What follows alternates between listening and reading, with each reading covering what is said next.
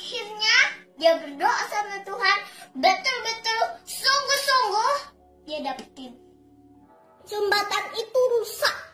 Jembatan itu hancur karena pelanggaran dan dosa manusia.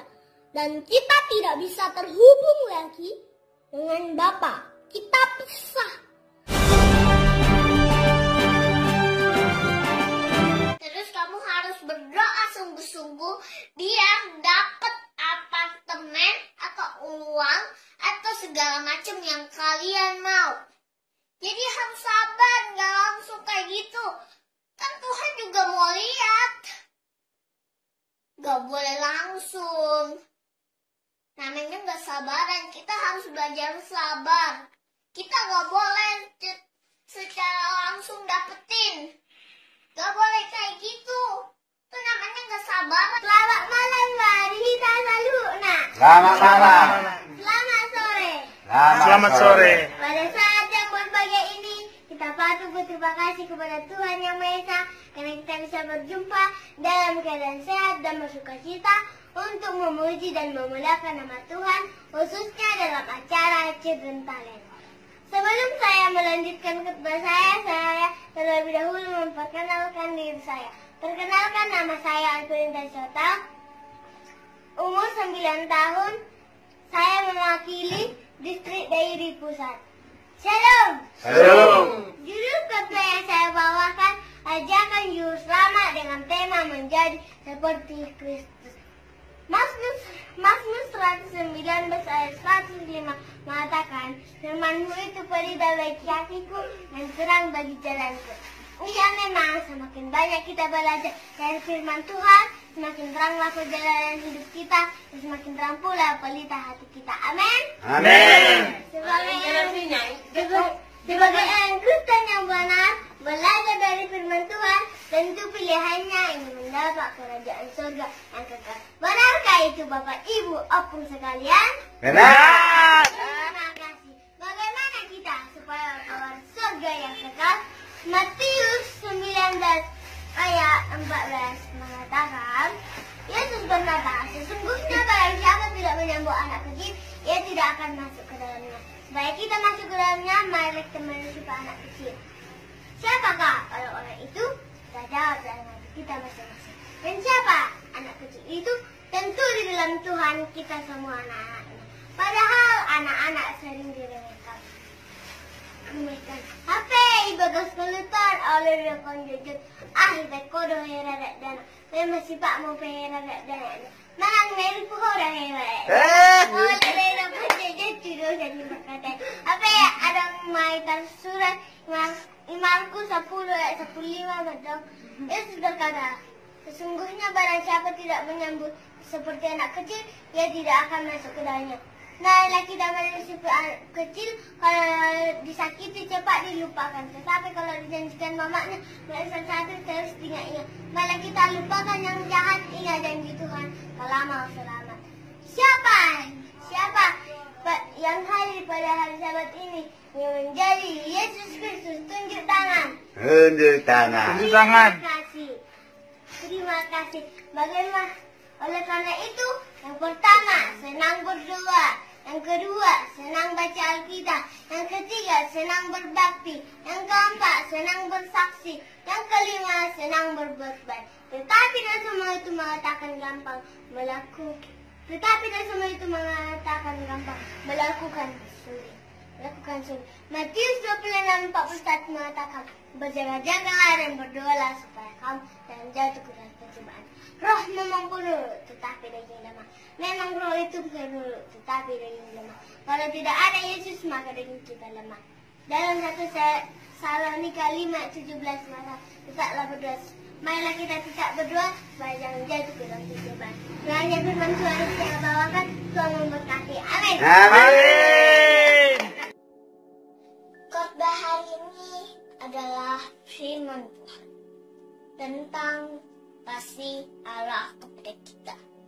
Seperti ini, kita mau rezeki dikasih. Bukannya secara langsung. Tuhan mau lihat hati kita baik atau keras. kita sombong atau enggak. Ngerti? Jadi nggak secara langsung kita harus dapetin. Ada orang kayak gitu, dia kesel, dia mau balas dendam. Gimana? Akhirnya dia tahu sendiri. Akhirnya dia berdoa sama Tuhan, betul-betul sungguh-sungguh dia dapetin rezeki.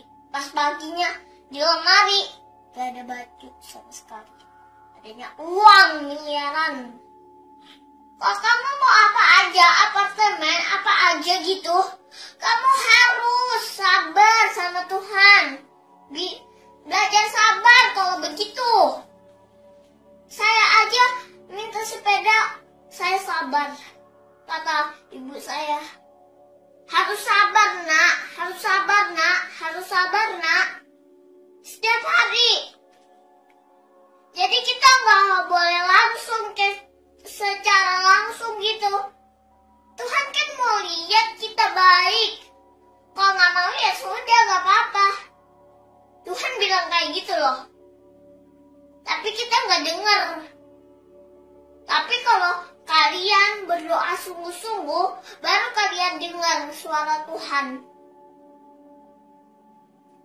Kalau kamu nggak dapetin, artinya dulu kamu sombong. Kamu keras kepala. Kamu nggak bisa dibilangin. Terus kamu harus berdoa sungguh-sungguh biar dapat apartemen atau uang atau segala macam yang kalian mau. Jadi harus sabar, nggak langsung kayak gitu. Kan Tuhan juga mau lihat. Nggak boleh langsung. Namanya nggak sabaran, kita harus belajar sabar. Kita nggak boleh secara langsung dapetin. Gak boleh kayak gitu. Itu namanya gak sabaran, kata ibu saya. Kamu tuh harus sabar. Sabar, berdoa terus. Supaya saudaraku yang dikasihi oleh Tuhan, tentunya di antara saudara pernah yang namanya bepergian. Saat bepergian kadang melewati yang namanya jembatan. Tapi jembatan itu mungkin ada yang rusak. Nah, apa yang kita lakukan? Tentunya kita tidak akan sampai di tujuan kalau kita harus melewati jembatan itu rusak. Saudara, pada awalnya Bapak merancangkan setiap kita dalam perjalanan ini indah. Perjalanan ini supaya sampai di tujuan dengan baik. Tapi kenyataannya oleh karena dosa dan pelanggaran manusia, jembatan itu rusak. Jembatan itu hancur karena pelanggaran dan dosa manusia. Dan kita tidak bisa terhubung lagi dengan Bapa. Kita pisah dengan Bapa. Harusnya mau atau kebinasaan yang kita terima. Tapi oleh kasih karunia Tuhan, Yohanes 3 ayat ke-16 katakan, karena begitu besar kasih Allah akan dunia ini, sehingga ia telah mengaruniakan anaknya yang tunggal, supaya orang yang percaya kepadanya tidak binasa, melainkan beroleh hidup yang kekal. Sebentar lagi kita memperingati Paskah, mengingatkan kita semua. Bapa tidak ingin hubungan kita rusak. Akhirnya Bapa mengirim putranya yang tunggal, yang bernama Yesus, menjadi jembatan, menjadi perantara kita, supaya terhubung lagi hubungan kita, dan kita bisa sampai kepada tujuan, yaitu rencana Tuhan yang indah, keselamatan yang kekal. Jadi pastikan dalam kehidupan kita menyelesaikan perjalanan ini dengan penuh kehati-hatian, menjaga dengan benar kehidupan ini, supaya kita memiliki hubungan yang harmonis lagi dengan Tuhan sampai pada akhirnya. Amin. Dan Yesus memberkati. Shalom anak-anak kesayangan Tuhan, sang dengar firman. Oke, masih ingat lagu ini nggak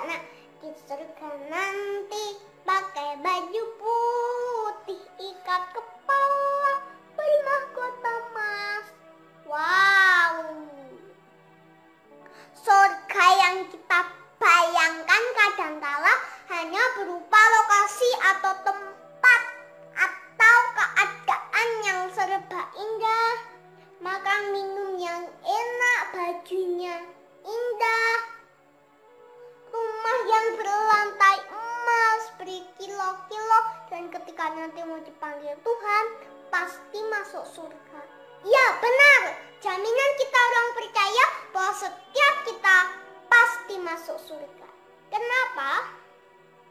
Karena Roma 14 ayat 17 dikatakan, sebab kerajaan Allah bukanlah soal makanan dan minuman, tetapi soal kebenaran, damai sejahtera, dan sukacita oleh Roh Kudus. Jadi, saat kita hidup di dalam kebenaran, taat kepada firman, tidak ada dosa, itu kita sudah tinggal di dalam kerajaan surga. Yang pertama. Yang kedua, saat hati kita ada damai sejahtera, tidak punya musuh, tidak menyimpan kebencian, iri, benci, sakit hati, itu kita sudah tinggal di kerajaan surga. Yang kemudian yang ketiga, selalu ada sukacita. Hari-hari kita mau dipimpin oleh Roh Kudus, dikuasai oleh Roh Kudus sepenuhnya. Itu kita sudah tinggal di kerajaan surga. Surga itu pilihan buat kalian.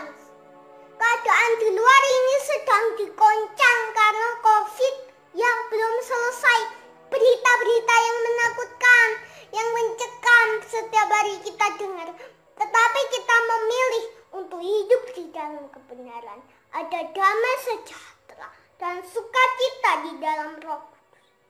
Kalian sudah tinggal di dalam kerajaan surga meskipun kita masih ada di bumi ini. Mengerti, nak?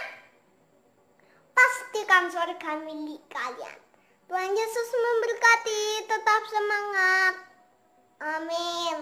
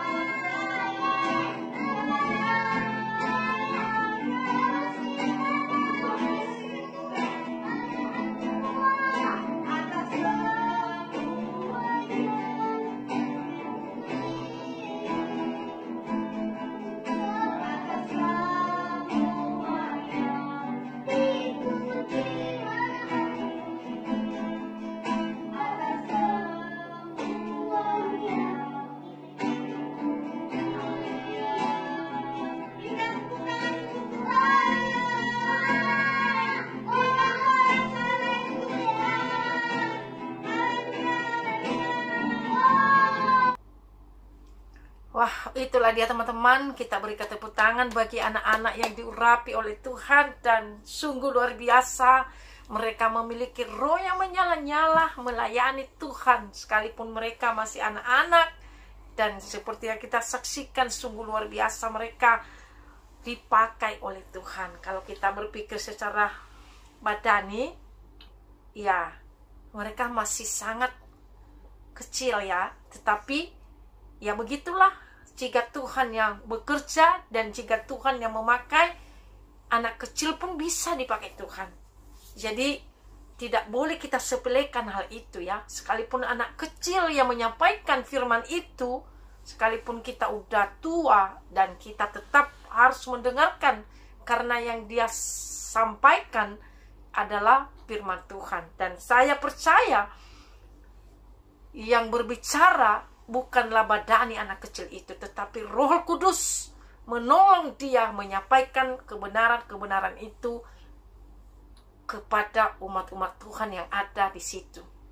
Jadi sungguh luar biasa, dan semoga mereka menjadi anak-anak generasi yang diberkati dan yang diurapi oleh Tuhan. Dan kelak mereka besar, semoga iman mereka semakin bertumbuh dan semakin juga mendengarkan pewahyuan dari Tuhan, dan agar banyak jiwa-jiwa diselamatkan lewat kesaksian-kesaksian mereka dan lewat pembacaan firman Tuhan yang mereka sampaikan. Dan apapun itu pelayanan mereka, kiranya Tuhan memberkati anak-anak ini yang baru saja kita saksikan dalam video ini teman-teman ya. Dan sampai sini yang saya bisa bagikan, semoga menjadi berkat bagi kita dan bagi anak-anak kita yang masih muda-muda yang melihat video ini. Semoga juga mereka boleh memiliki hati yang mau melayani Tuhan seperti adik-adik kita tadi yang baru saja kita saksikan. Jadi sampai jumpa di video yang berikutnya. Tuhan Yesus memberkati kita semuanya. Shalom.